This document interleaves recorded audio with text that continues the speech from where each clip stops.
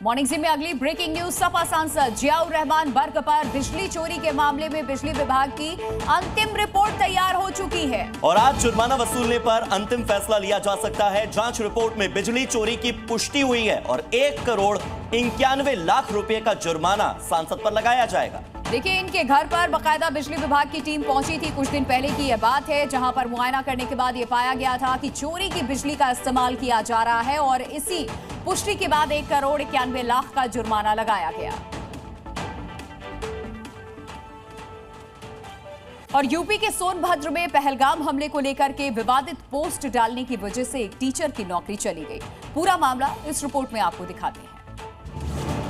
Suspend की गई जेबा अफरोज सरकारी टीचर थीं। आरोप है कि महिला टीचर ने सोशल मीडिया पर विवादित टिप्पणी की, जिसमें पहलगाम में मारे गए लोगों पर कमेंट भी शामिल हैं। हालांकि सच तो ये है कि जिस टीचर पर कार्रवाई हुई उसने गलत पोस्ट का विरोध किया था, बावजूद उसके महिला टीचर पर ही कार्रवाई हो गई।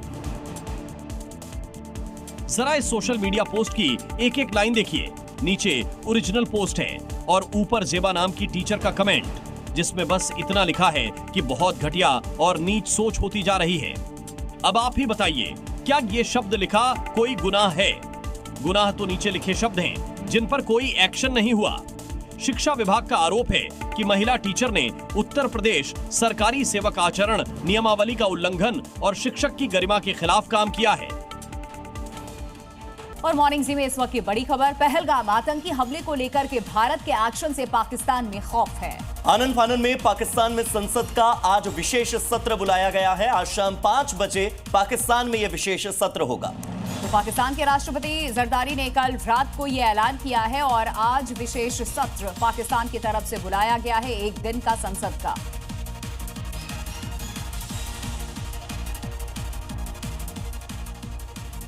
इधर भारत पाकिस्तान सरहद पर भारत में दाखिल हो रहे पाकिस्तानी घुसपैठिए को बीएसएफ की 117 बटालियन ने गिरफ्तार कर लिया है। पहलगाम हमले के बाद सीमा पर सेना अलर्ट मोड में है। उन्हें इंतजार है आदेश का।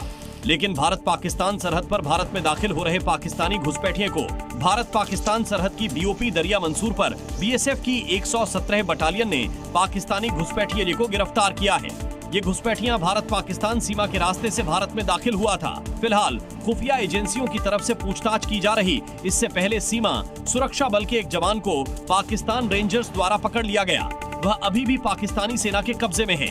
बताया जा रहा है कि पाकिस्तानी रेंजर को बल की राजस्थान फ्रंटियर ने हिरासत में लिया है। मॉर्निंग जी में आगे बढ़ते हैं और अब आपको दिखाते हैं देश की राजधानी दिल्ली से 5 बड़ी खबरें। आज दिल्ली हाईकोर्ट आम आदमी पार्टी के नेताओं, जिसमें अरविंद केजरीवाल और मनीष सिसोदिया शामिल हैं, उनकी याचिकाओं पर सुनवाई करेगा। ये याचिकाएं कथित आबकारी नीति मामले में दायर की गई हैं। इन याचिकाओं में प्रवर्तन निदेशालय की चार्जशीट पर संज्ञान लेने की निचली अदालत के फैसले के खिलाफ इसे दायर किया गया है। याचिकाएं 2024 में दायर की गई थी। देश भर में अवैध बांग्लादेशी नागरिकों के खिलाफ अभियान चलाया जा रहा है और इसी के तहत पूर्वी दिल्ली की मंडावली पुलिस ने 6 अवैध बांग्लादेशी महिलाओं को गिरफ्तार किया। पुलिस ने पहले गुप्त सूचना के आधार पर महिलाओं से पूछताछ की, लेकिन उनके पास कोई भी वैध कागजात नहीं मिले और इसके बाद पुलिस ने कार्रवाई की। दिल्ली हाईकोर्ट में आज दिल्ली पुलिस की याचिका पर सुनवाई होगी। इस याचिका में निचली अदालत के फैसले को चुनौती दी गई है, जिसके तहत कांग्रेस नेता शशि थरूर को उनकी पत्नी सुनंदा पुष्कर डेथ केस में बरी किया गया था। निचली अदालत ने सबूतों के अभाव में थरूर को आरोपों से बरी कर दिया गया था। उत्तर पूर्वी दिल्ली में पुलिस टीम ने ऑटो में लोगों के साथ लूट और ठगी करने वाले 3 आरोपियों को गिरफ्तार किया। पकड़े गए आरोपियों का नाम है सलीम, रुस्तम और आकाश। पुलिस ने इनके पास से लूटा हुआ मोबाइल फोन और बैग बरामद किया और इसके अलावा लुटेरों के कब्जे से असली नोटों जैसी दिखने वाली रद्दी कागज की 2 गड्डियां और वारदात में इस्तेमाल ऑटो भी बरामद किया गया। दिल्ली के करोल बाग में इस्कॉन मंदिर की स्थापना की गई, जिसमें भगवान राधा कृष्ण के विग्रह की प्राण प्रतिष्ठा की गई। इस मौके पर सैकड़ों की संख्या में श्रद्धालु दर्शन करने पहुंचे। मंदिर की स्थापना यूनिटी ग्रुप हाउसिंग सोसाइटी की ओर से की गई है। इसके फाउंडर का कहना है कि इस्कॉन मंदिर की स्थापना से पूरे दिल्ली में शांति का संदेश जाएगा। भारत के एक्शन से पाकिस्तान में हलचल तेज हो गई है। शाहबाज सरकार ने भारत से बढ़ते तनाव के बीच ब्रीफिंग की और इस्लामाबाद में बंद कमरे में सभी राजनीतिक दलों के साथ यह ब्रीफिंग हुई।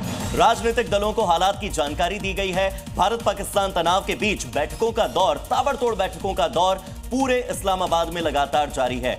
इससे पहले भी कई बार सुरक्षा को लेकर बैठकें हो चुकी हैं। पाकिस्तान में घबराहट है, बौखलाहट है, उसका एक और सबूत आपकी टीवी स्क्रीन पर।